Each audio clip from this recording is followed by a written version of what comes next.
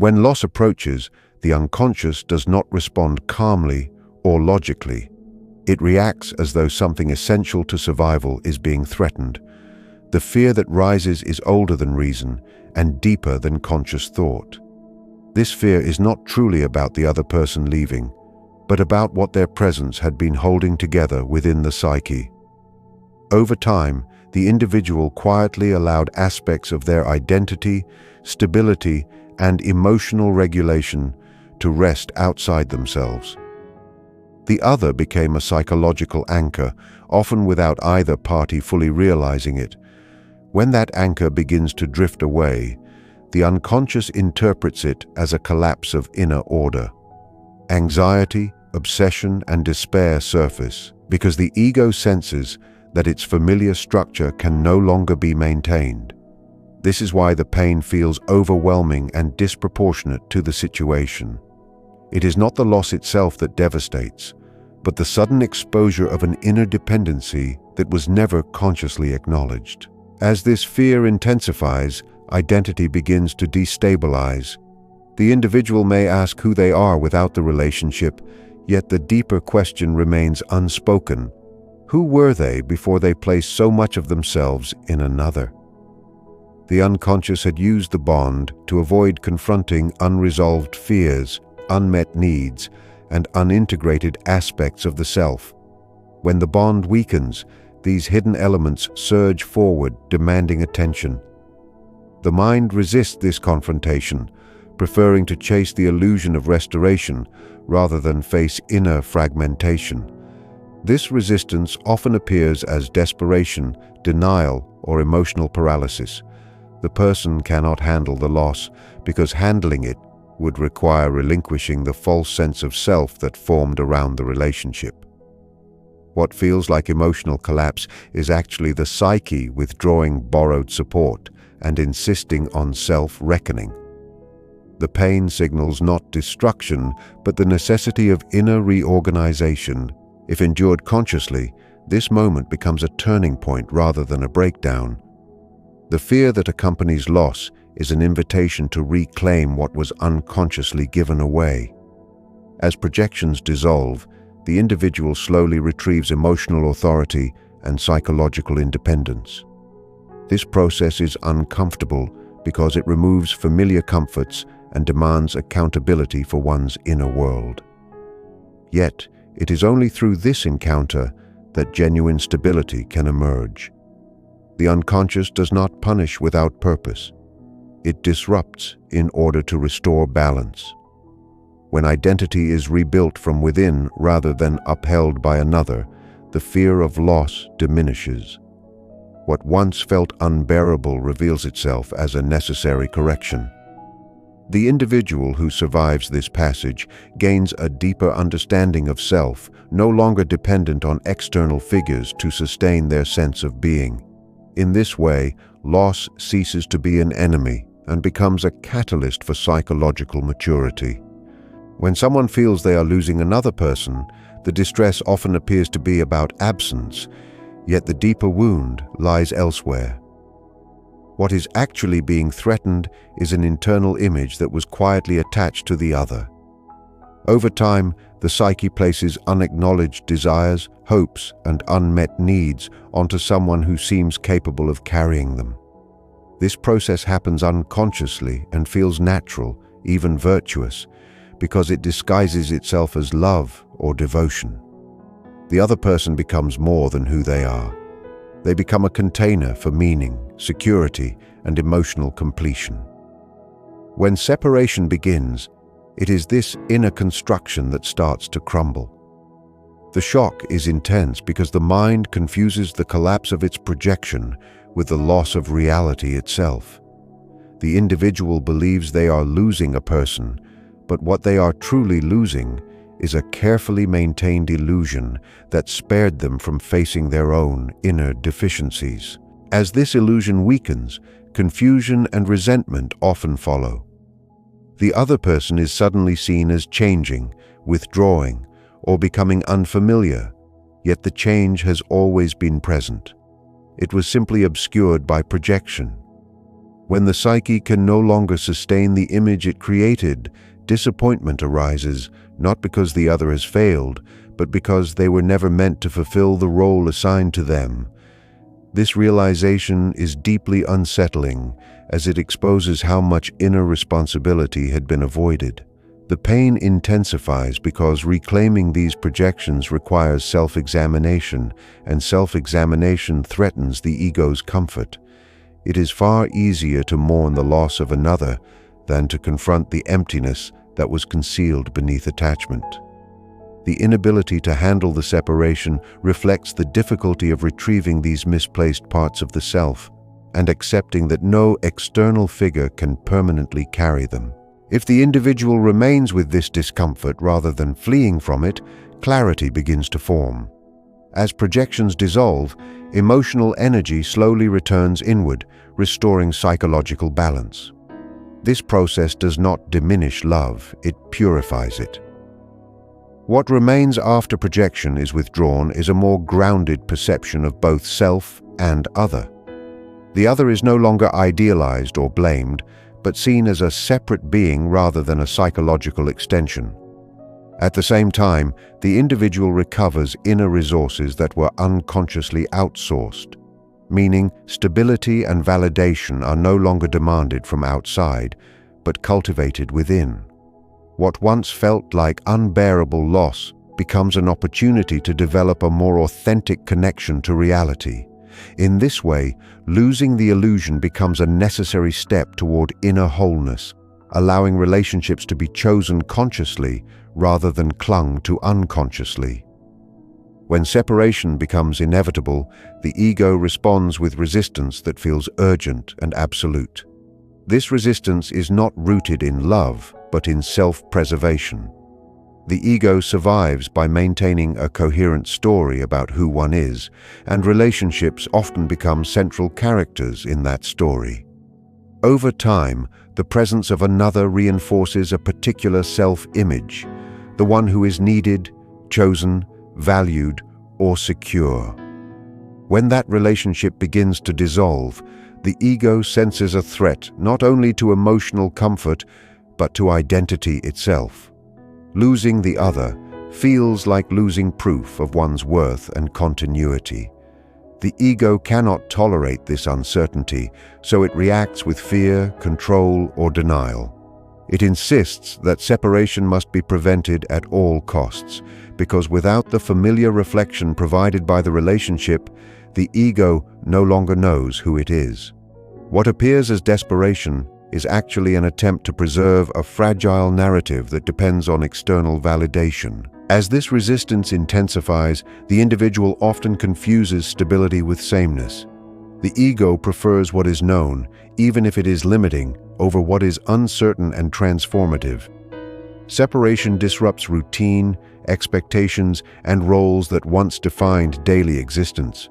The ego interprets this disruption as chaos, yet the chaos is psychological rather than practical. It is the collapse of an image, not the destruction of the self. However, the ego lacks the capacity to distinguish between the two.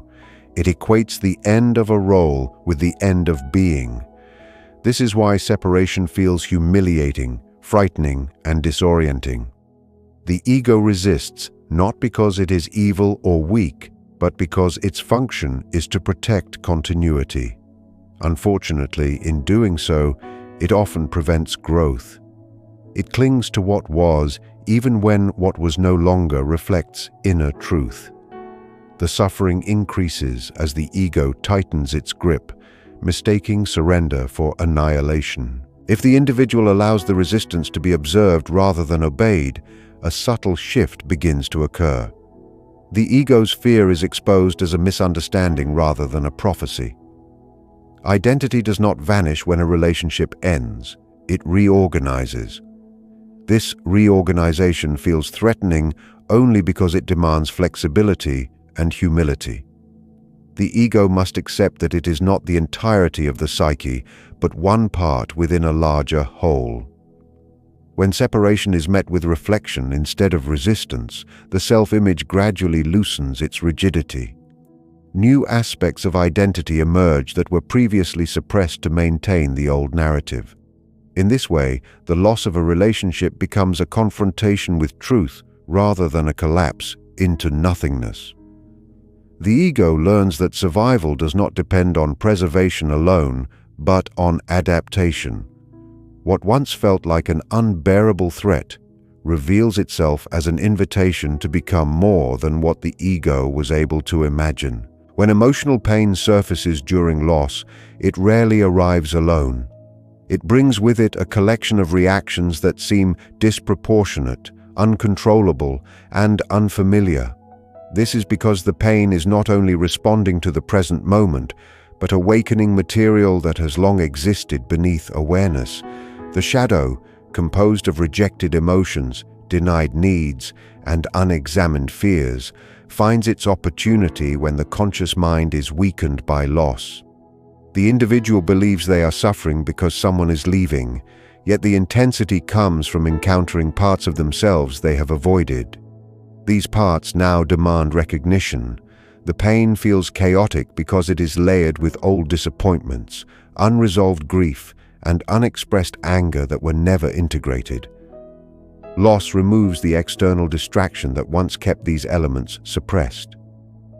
Without confrontation, the psyche becomes flooded, and the person feels overwhelmed, not by the situation alone, but by the weight of their unacknowledged inner world.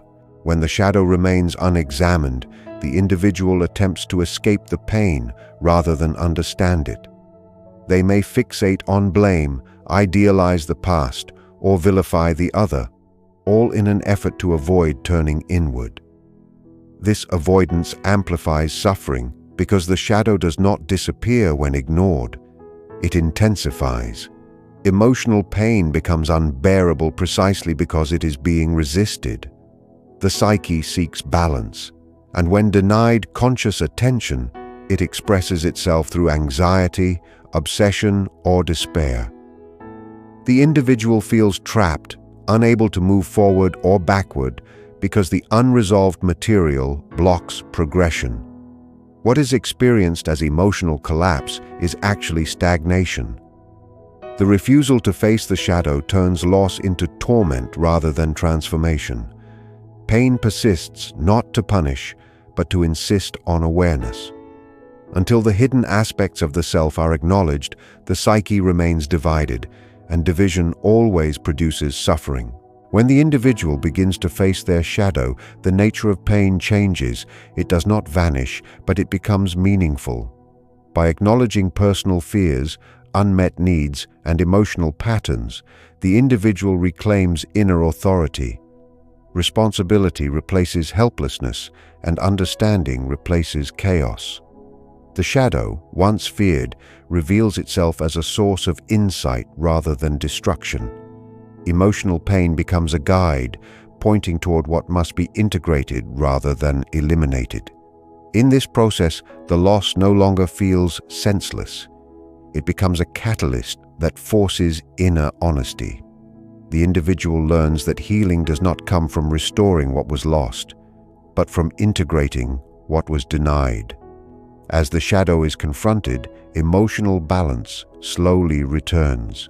The pain that once overwhelmed begins to soften, not because the loss was reversed, but because the psyche has moved closer to wholeness. When a person clings in the face of loss, it is often described as love, loyalty, or deep attachment. Yet beneath this language lies a quieter truth. Clinging arises when the individual fears what will be revealed in the absence of the other. The emptiness they sense is not created by separation. It was already present, carefully concealed by connection. The other person became a constant presence that filled silence, distracted from inner uncertainty, and provided a sense of purpose that had not yet been cultivated from within. When that presence begins to withdraw, the emptiness becomes impossible to ignore. Clinging then emerges as a defense, an attempt to restore external structure so the inner void does not have to be faced. The desperation is not a measure of love's depth, but of how much the self had leaned on the relationship to avoid inner confrontation. This defense often disguises itself as selflessness. The individual may believe they are fighting for the relationship, yet their struggle is primarily against their own fear of inner isolation. True connection allows space, movement, and differentiation, while clinging demands permanence and control. The psyche tightens because it equates separation with collapse. The inner emptiness feels threatening because it exposes unanswered questions about meaning, worth, and direction. Rather than turning inward to explore these questions, the individual reaches outward, hoping the other will continue to carry what they cannot yet hold themselves. This is why reassurance never fully satisfies and closeness never feels secure. No amount of external presence can resolve an internal absence. The more the individual clings, the more fragile they become, because their stability depends on something they cannot control. When clinging is relinquished, the emptiness does not disappear immediately, but it becomes workable. By resisting the impulse to fill the void externally, the individual begins to encounter it consciously. This encounter is uncomfortable, yet it is also honest. The emptiness reveals neglected aspects of the self that are waiting to be developed rather than avoided. As attention turns inward, the psyche slowly builds its own foundation.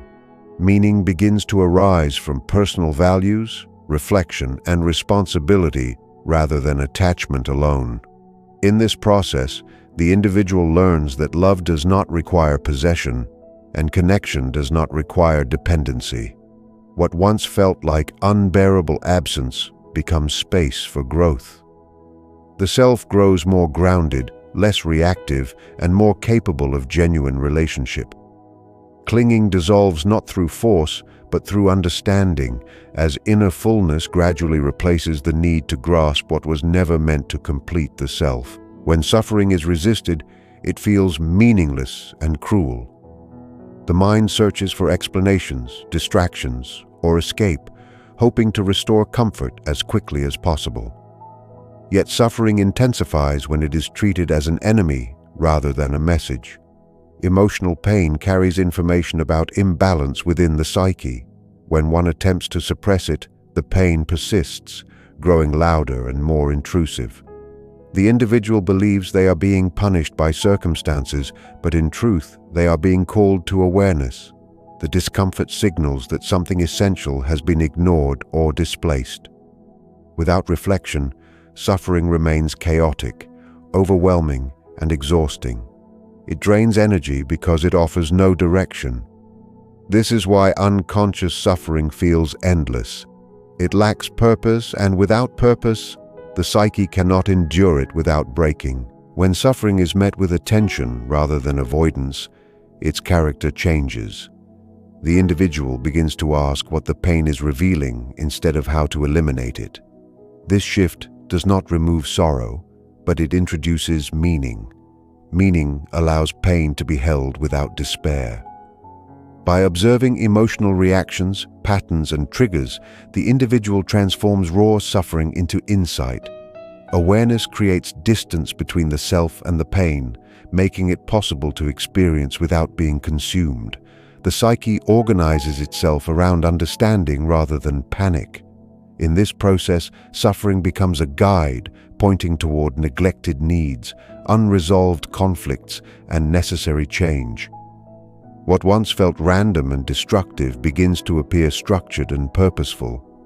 Conscious suffering becomes a form of dialogue between the self and the unconscious, offering clarity rather than confusion. Through sustained awareness, suffering gradually fulfills its function. It draws attention to areas where growth is required and refuses to disappear until that growth begins. This is not cruelty, but intelligence. The psyche seeks balance, and suffering persists only when imbalance remains unaddressed. As insight deepens, emotional pain loosens its grip. It no longer demands constant attention because it has been understood. the individual emerges with a broader perspective, recognizing that suffering was not an obstacle to life, but a passage through it. What once threatened to overwhelm now contributes to psychological strength. By enduring suffering consciously, the individual converts pain into wisdom. The experience leaves a lasting imprint, not as trauma alone, but as depth. In this way, suffering becomes a gateway rather than a dead end, guiding the individual toward greater inner coherence and maturity. The moment an individual begins to take responsibility for their inner turmoil, a quiet but profound shift occurs. Until this point, distress is often attributed to external events or other people. Loss, rejection, or change are seen as the causes of suffering. While these events may trigger pain, they do not create it in isolation. Inner turmoil arises from how the psyche has organized itself around these experiences. When responsibility is avoided, the individual remains trapped in reaction, constantly responding to circumstances without understanding their own participation in the emotional outcome. This lack of ownership keeps suffering circular and repetitive. The same patterns return because nothing within has been altered. Responsibility does not mean self-blame, but recognition. It is the acknowledgement that one's inner responses belong to oneself and therefore can be understood and transformed. As responsibility is reclaimed, the individual stops demanding rescue from the outside. This moment is often accompanied by discomfort because it removes the safety of projection. No longer can distress be placed entirely on another person or situation. The psyche must now confront its own habits, fears, and expectations.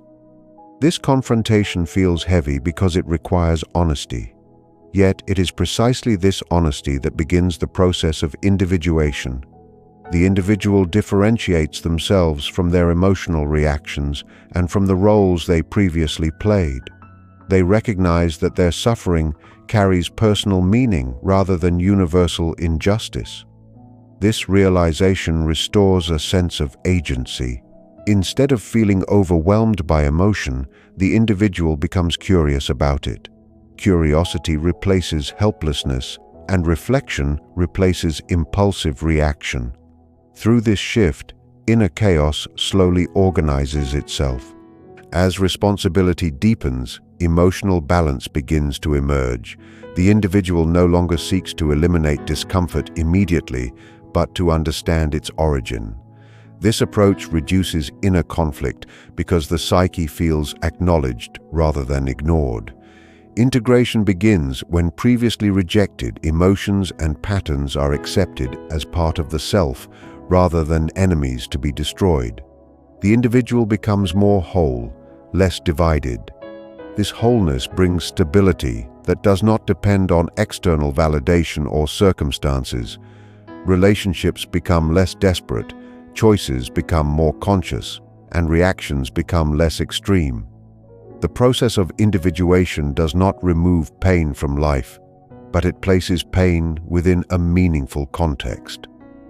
By reclaiming responsibility for inner turmoil, the individual steps out of psychological fragmentation and into coherence. What once felt like overwhelming loss becomes a necessary stage in the development of a more authentic and resilient self. When letting go is resisted, the psyche remains divided. One part clings to what was, while another senses the necessity of release. This inner conflict creates exhaustion, confusion, and prolonged suffering. The conscious will attempt to maintain control, while deeper layers of the psyche move towards separation and renewal. Balance cannot be restored under these conditions. Letting go is not an act of defeat, but a psychological realignment. It allows energy that was bound to attachment, fear, and expectation to return to its proper place. When this release begins, it feels unsettling because it disrupts familiar patterns of control.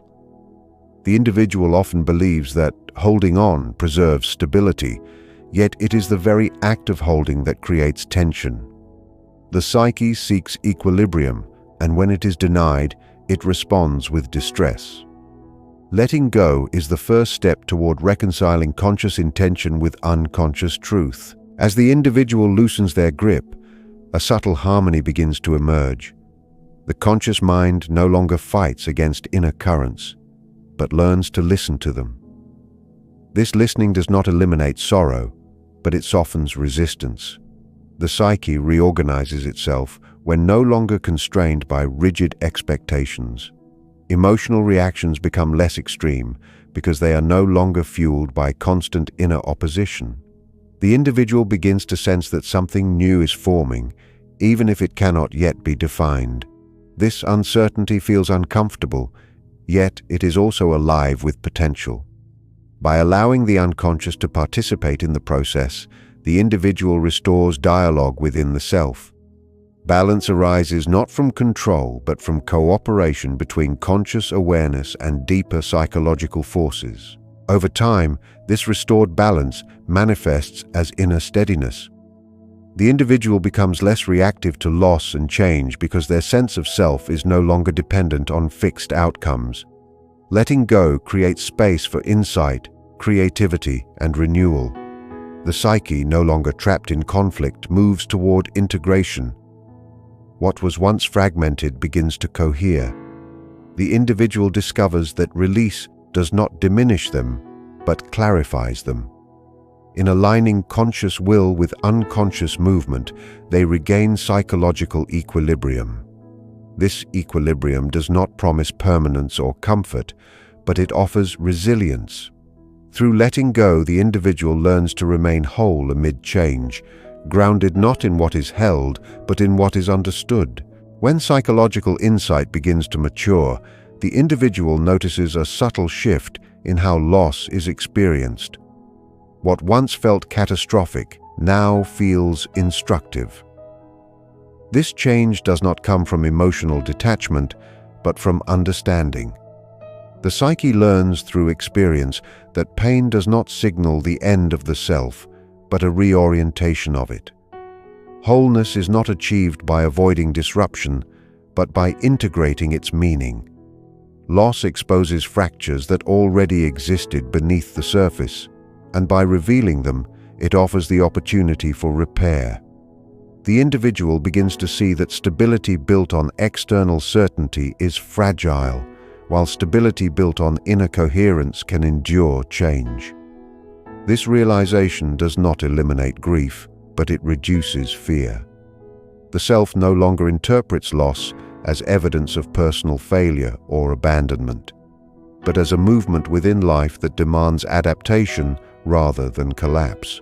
As this perspective deepens, the individual's relationship with their inner world becomes more respectful and attentive. Emotions are no longer treated as obstacles to overcome, but as signals to be interpreted. The psyche feels less need to dramatize suffering when it is taken seriously. Emotional reactions soften because they are met with understanding instead of resistance. This inner dialogue fosters integration, allowing conflicting parts of the self to coexist without constant tension. The individual no longer splits experience into what should and should not be felt. Instead, they allow complexity to exist without rushing toward resolution. This tolerance for ambiguity strengthens psychological resilience. Life is no longer approached with rigid expectations, but with a willingness to respond thoughtfully. In this way, wholeness is not a fixed state, but an ongoing process of balance between acceptance and change. Over time, this integrated stance reshapes how the individual engages with others and with life itself. Relationships are entered with greater clarity and less unconscious demand. The individual no longer seeks completion through another, nor do they fear dissolution when connection changes. They carry their center within themselves. This inner grounding allows for genuine connection without dependence and genuine separation without devastation. Loss, when it occurs, is met with grief, but not disintegration. The psyche remains intact because it has learned to adapt rather than defend. Wholeness reveals itself not as perfection, but as flexibility. The individual becomes capable of holding joy and sorrow, attachment and release without losing their sense of self. In this state, life's movements no longer feel like threats to identity, but expressions of it.